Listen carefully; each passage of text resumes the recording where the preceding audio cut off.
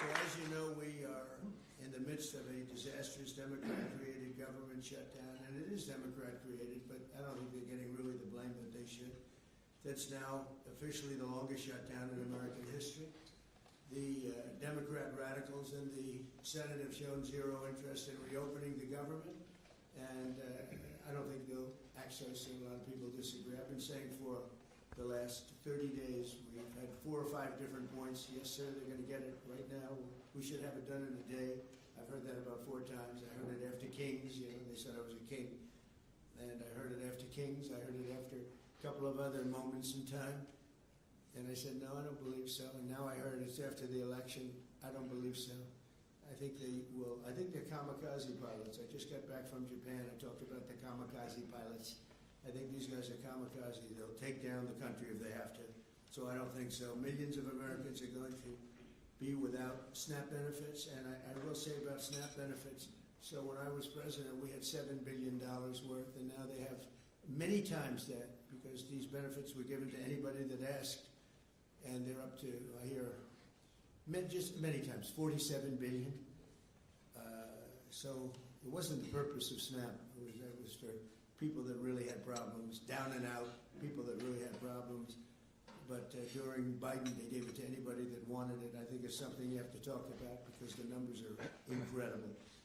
But countless public servants are now not being paid, and the air traffic control system is under increasing strain. We must get the government back open soon, and really immediately. We have to get it up. We have the hottest economy we've ever had, and it's affecting the stock market now a little bit. But the stock market, as of Friday, has hit many record highs during the last 9 months, many. And it will again. This is just the beginning, because with these plants that are being built right now start opening up, we've never had anything like this. There's a boom. There's a construction boom right now, but that's going to be bigger than that. That's going to be an economic boom as soon as they open up, and it's going to be something special. We have car companies coming in. When I was in Japan, Toyota, Mr. Toyota, I said, "What's your name?" "Toyota." I said, "Oh, you're rich." I said, "How much of the company do you own?" 92.1%. I said, "I'm glad you said the one who wants to be." I said, "You're a rich guy." And he said, "I'm investing $10 billion in the U.S. And you know what I'm talking about, right? You introduced me, Mr. Senator. You introduced me originally when you were the ambassador to Japan. He's still good. He's still strong. But he had no interest in investing in this country. Now he's investing $10 billion as of 1 week ago in building new plants. We have auto plants coming in incredibly, but we have AI and all of them. And we can't be extorted to give $1.5 trillion to people that came into the country illegally, many from prisons, many drug dealers. A lot of people came in from mental institutions. They want to give a lot of money to the people that came in illegally. We have to get them out. We can't. No country can sustain that. That's not like an attack on our country. In no country, these are not going to be productive people. These are going to be anti-productive people. And we can all have big hearts. I have a bigger heart than anybody, but we can't let that happen. It's time for Republicans to do what they have to do, and that's terminate the filibuster. It's the only way you can do it. And if you don't terminate the filibuster, you'll be in bad shape. We won't pass any legislation. There'll be no legislation passed for 3 1/4. We have 3 1/4 years, so it's a long time. But when they can't do an extension, and John, I think they've done an extension every single time they've ever been asked forever. This is the first time they haven't done an extension. Extensions are supposed to be easy, but if they won't do an extension, they won't do any bill, even a simple bill. And we should do our own bills. We should get out. We should do our own bills. We should open up. We should start tonight with the country's open. Congratulations. Then we should pass voter ID. We should pass no mail-in voting. We should pass all the things that we want to pass, make our elections secure and safe, because California is a disaster. Many of the states are disasters. But can you imagine when they vote almost unanimously against voter ID?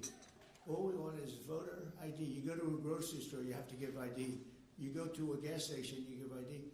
But for voting, they want no voter ID. It's only for one reason, because they cheat. We would pass that in 15 minutes. If you don't get it, you'll never pass that. You'll never talk about mail-in ballots. Mail-in ballots make it automatically corrupt. If you have mail-in ballots, automatically it's correct. Even Jimmy Carter, they had the Carter Commission, after he got out of office, and he had a group of very distinguished people, Democrats and Republicans, and they recommended things take place. It was a long time ago. And they said about mail-in ballots, if there is mail-in ballots, there will definitely be corruption because, they pass through too many hands. I mean, you go in to vote, and they want your card. Even me, I went into Palm Beach. You go in to vote, they want your card. You're this, you're that. They say, I'm sorry to do this, sir, but I have to look at your identification. I said, that's all right. I love that. But you're really not going to get away with much. It was very, very professional and very good, the way it's supposed to be. But these people don't want that. They have legislation in California where it's illegal to ask somebody for voter ID. If you ask somebody for voter ID, if you're an official and you say, I'd like to see your voter ID, they can arrest you. Okay?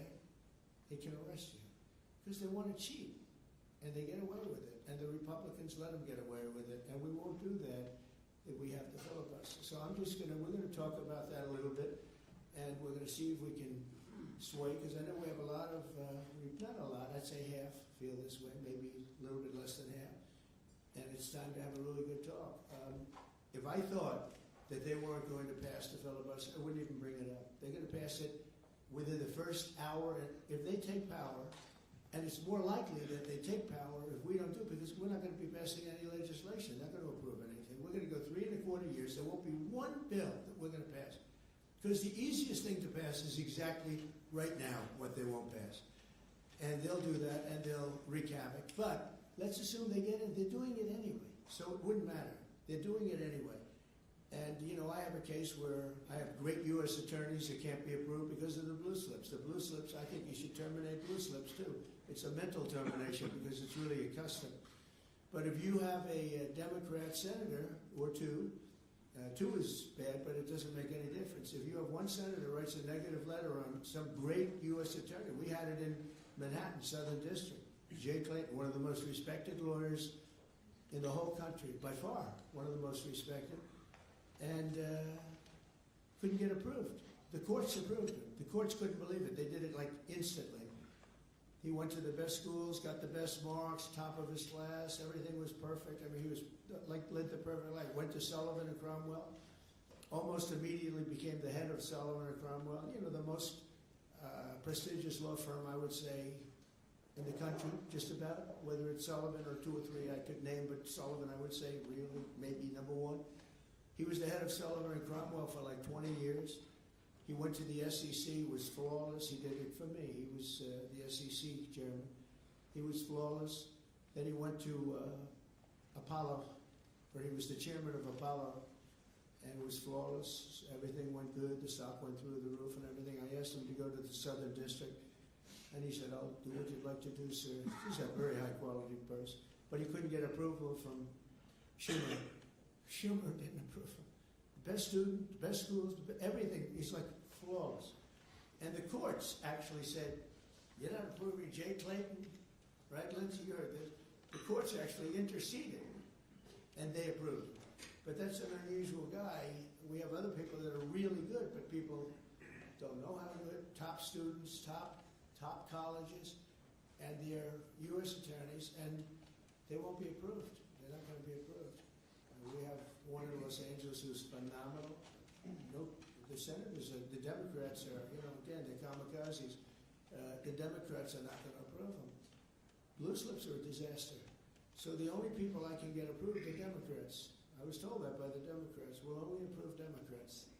I said, really? Is that right? It's not going to work that way. It's not going to work that way with me. But the blue slips are a total disaster. I have 10 people right now that are doing a phenomenal job, and they will be out of office pretty soon. They've got another 2-3 weeks, a couple of them, and then they're going to have to leave.